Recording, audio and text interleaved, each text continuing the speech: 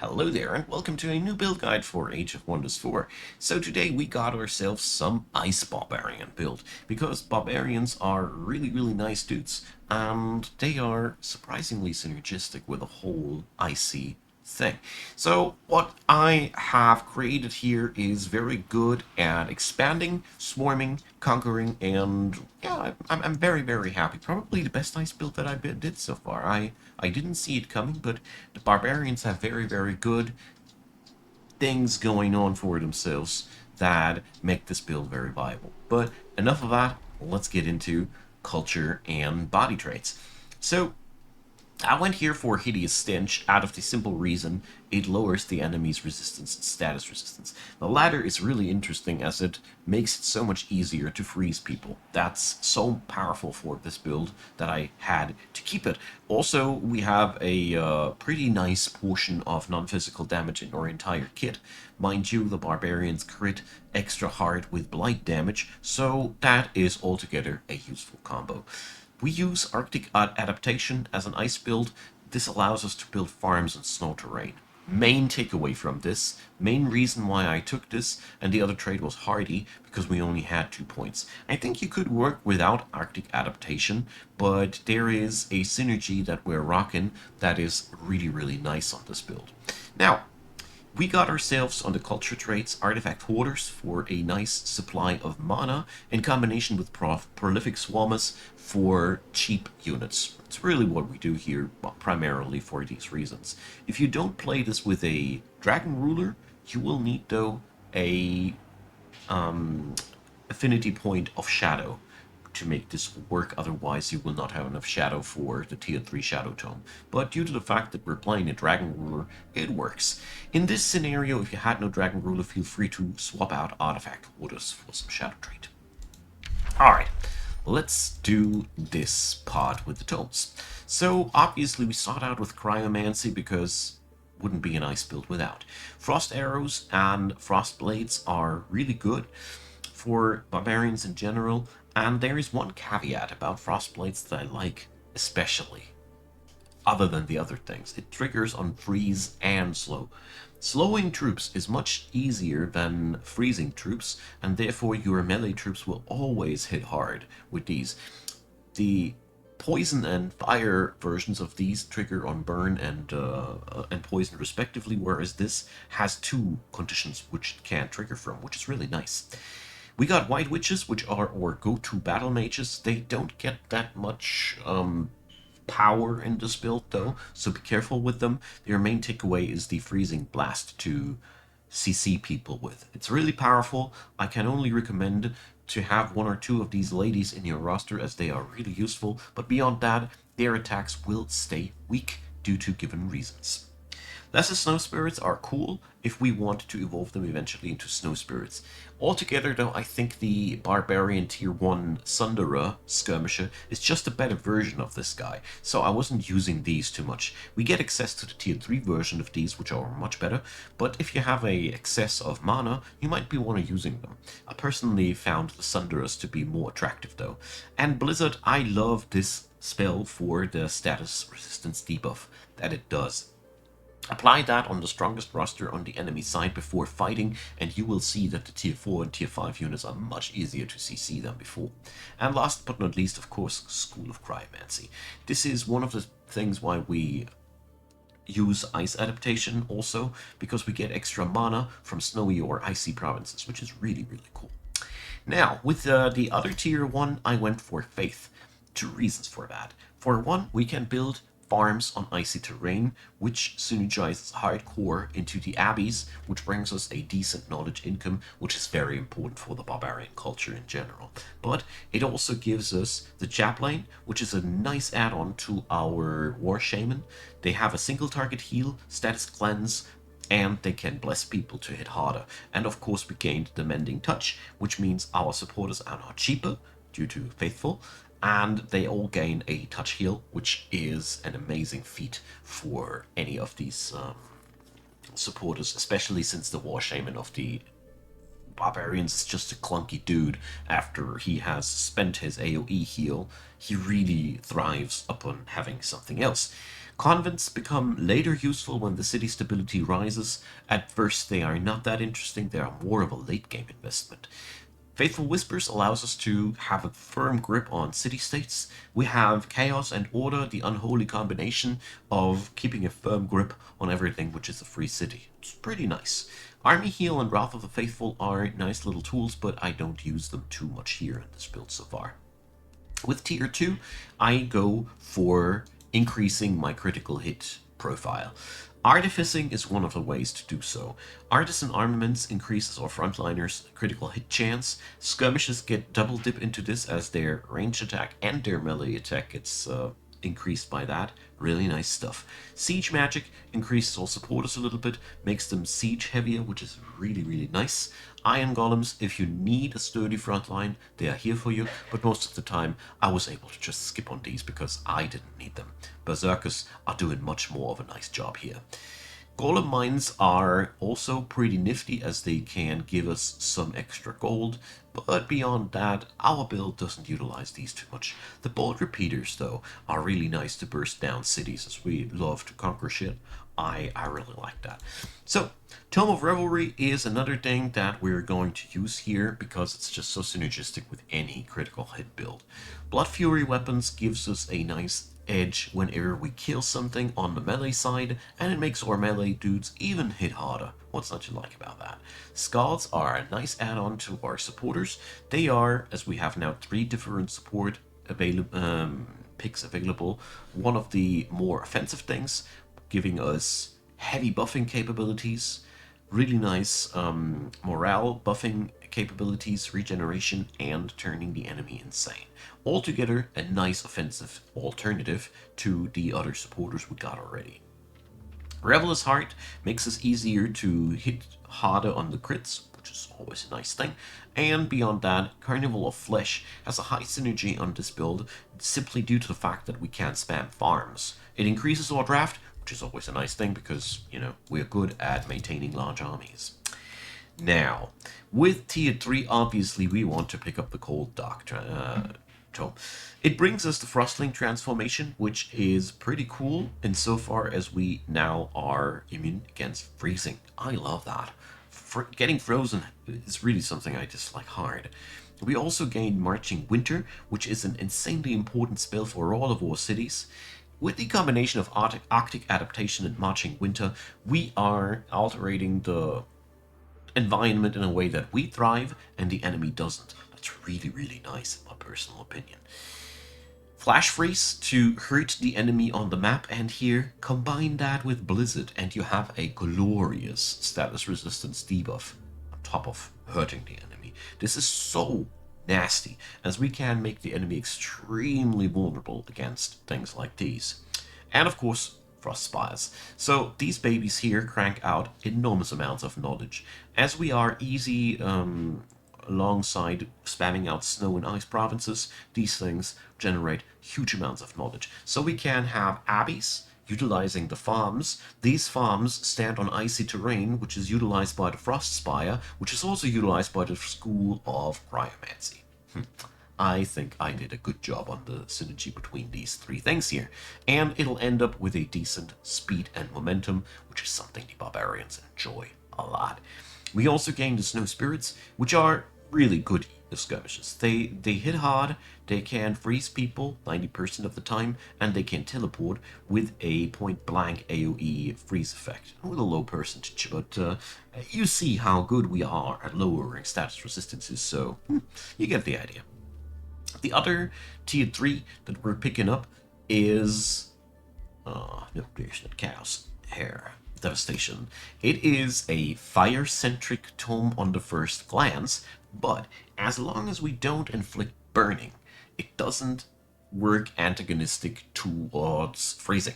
Freezing only gets disabled if the enemy is lit on fire, and this tome doesn't do that. So Flame Burst weapons further increases our critical hit chance. Our frontliners have with this tome now a flat 50% critical hit chance, and they explode stuff if they finish it. Isn't that nice?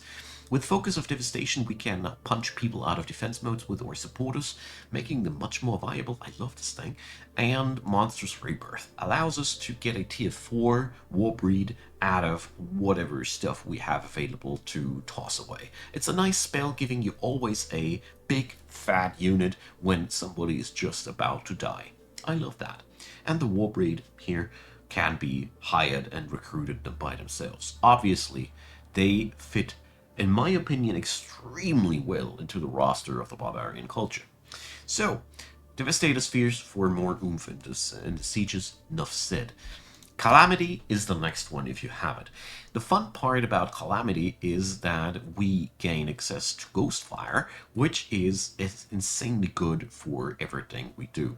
Everything in this tome amplifies all the things that we are already good at, and I don't think that there's much to say about that. All these spells are massively overpowered, in my humble opinion, and I am waiting for the Calamity and Prosperity tome nerfs in all honesty.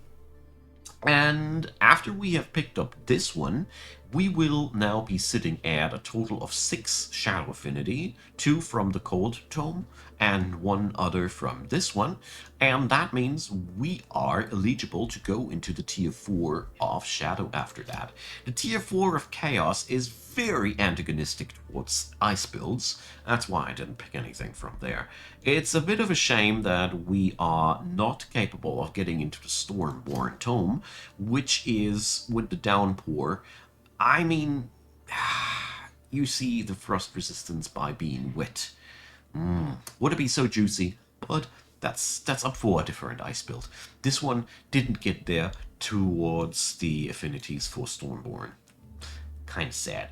But Oblivion, on the other hand, is not bad either. The Living Fog is a horrible melee unit. They turn people insane, and their damage cannot be reduced by any resistances, which means these guys are a floating mess of crowd control, which is so synergistic with all we did before with the icy thing. I really like what this does for us, and altogether, all the other spells that in this tome are very crowd control heavy, and therefore very, very nice for this one.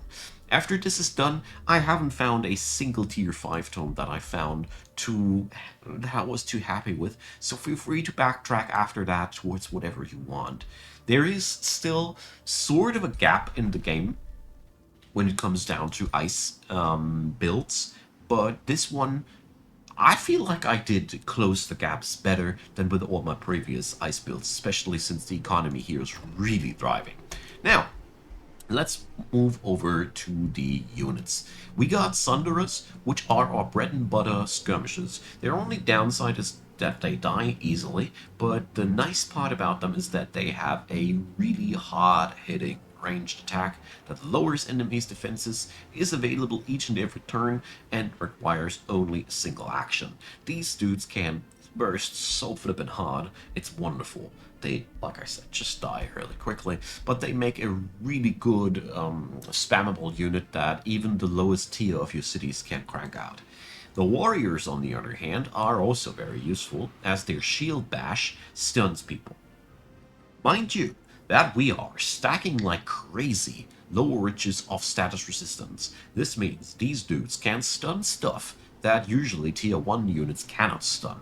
Really nice on this build. These guys maintain a high value, and due to the fact that we crank up their damage with all the stuff that we do so massively, the only downside is that they also die too fast for being a tier 1. But since we are playing barbarians, we have a very, very potent tier 1 roster, where I cannot say don't build them.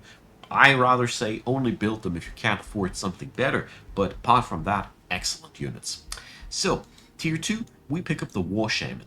This guy has a decently hard-hitting ranged attack, and he comes with Invigorate, one of the most powerful AoE healing spells in the game. It has a high range, it heals people, strengthens people, regenerates people. It's insane. The only downside is its very high cooldown, but beyond that, I love this spell for all the things it does. These dudes act as a partly healer and damage dealer thing. They sit very nicely exactly in between offense and defense. I already went over the chaplains. These are your defensive supporters, and obviously the skulls are your offensive supporters. So we have a lot of these. Furies are your bread and butter backliner archers. We only amplify them with frost arrows, but due to the fact that they frenzy themselves, they will always end up with a decent damage. Having a few of these doesn't hurt, but our build doesn't make the best use out of these. They don't generate enough critical hit to really shine, so I personally see this build very skirmish-centric when it comes down to the ranged attacks, because the skirmishes have that sweet capability of double dipping into the worlds of melee and ranged. Therefore, these suckers all get all the critical hit chances on their ranged attacks as well. You see, 30% critical hit chance, same as with melee. It is insane. This is why the Furies, they ain't bad, but they ain't that good either, so don't invest too massively into them.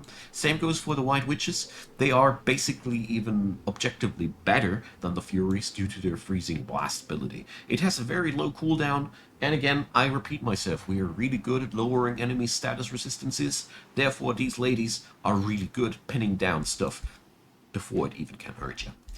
Last but not least, we get to the Berserkers, which are your hardest hitting and hardest to kill people on the battlefield. They might be shock troopers that melt fast, but due to the Berserkers' rage making them steadfast, you have a really good time just retreating them when they get burst down. You have so many supporters patching them up after being burst down isn't hard either, so these guys are so flippin' good. Their main downside is that they don't have a utility, and they don't have a range attack. They're purely melee, so they're basically a better version of the warrior. But here again, the warrior shines with his built-in utility. So every piece of your roster, except for the Furies, sadly, has a good fit into your build. But even the Furies aren't bad either. I give them a little bit here bad rep, but altogether yeah, it's just that the other parts of the build work so much better. I already went over the Snow Spirits. I keep it at the point that I say the Sunderer is just the better skirmisher at that point. So I have them whenever I need to fill up my ranks on the fly. The dragon himself that I built, you know me, I went for Ritualist here again, because it just helps so much to have a healer in the back line to patch up all your blitzy bursty creatures, so that is just way too good to pass on this. I went here for a Shadow Dragon, and I repeat myself, not picking a Shadow Dragon means that you need to pick up a Shadow cultural trait, otherwise you can't complete the Ice Path. So, the other heroes that you pick up, I personally would recommend you to go for some frontliners. And actually, mages and rangers aren't as good as frontliners. This build has no real good shields except for the iron golems, and I personally don't see them the best that you can have. Therefore, recruiting some heroes that have frontline capabilities, it helps this build so much. A defender or warrior is really golden for this one. Or you just add in more ritualists and you skip on the defensive slot altogether and just heal them all the time. Works extremely well too. So, when it comes down to this build's operations, you want to have war as much as possible due to the knowledge extraction part. You are very good at two things: expanding and racing for knowledge. And this is something that I can't stress out enough, how well you can do this. Due to the fact that you have access to chaos and order as well, you have an easy time just vassalizing people after conquering them, or making people happier by just roaming around and destroying infestations. At this point, I must give an honorable mention to the Mayhem Tome. So instead of Revelry, it is an absolutely viable choice to go for Mayhem instead, and go for Inside Revolution Powerplay. Mark of Misfortune upgrades all of your backliners as well, and gives your Furies and Supporters and Skirmishers another nice tick. You get the Gremlin, which ain't a bad unit either, and you can hardcore milk the grip on free cities with Inside Revolution. Just want to say, I went for the other path because I don't like the exploitiness of this one. For me personally, but I don't judge. If anybody enjoys, go for it. Apart from that, you want to crank out cryomancy schools, abbeys, and frost spires quick as possible. Your newer cities won't have the icy terrain bonuses, so at the beginning only your starter city will have, but the more icy terrain, the better. Don't worry about spamming farms hardcore, as they will increase your knowledge income, and I personally think that this build is excellent at dominating the game in the expansionistic victory direction, because you just are very, very good at spamming cities, farms, ice, cities, farms, ice. This brings up very, very fast growing cities, and it's a lot of fun to play. So, I hope you enjoyed this build for yourself. I personally must say, it is the most synergistic ice build that I have managed to create so far, mainly because the Barbarian culture has this demand for crit, where other ice builds had a vacuum where I didn't know what to fill in between cryomancy and cold dark. These guys were like, yeah, give me crit, and then all of the tome slots were filled in a very synergistic manner. We have hard crowd control, we have hard race for knowledge, we have super good expansionistic things. I don't know, this is I'll rate this one on a 9 out of 10 with a maybe even it's a 10 out of 10. I personally rank it as a 9 out of 10 because I see the ice path incomplete on the side of the developers. There's just not there's no finishing path to it. There's no tier 4, tier 5 stuff. And the other downgrade, the missing point, is that we weren't able to implement Stormborn into this tome, which is basically the best that you can get when you're playing ice, due to Downpour being just such a good thing. But it is well enough as it is, and I hope you enjoy it as well. So leave me your comments down below what you think. Let me know what you want to see as well. I'm working on your wishes whenever I can. And leave a like, leave a subscribe. Consider checking out the description box with its playlist link to all the things that I did for Age of Wonders 4. Feel free to support the channel financially. Many, many thanks to all of you who do. And of course, I want to say thanks to you, especially right here, right now, for watching this video up until the very end. You don't know how that actually means, how much it means to me. So, glad that you're around until the end, and have a wonderful day.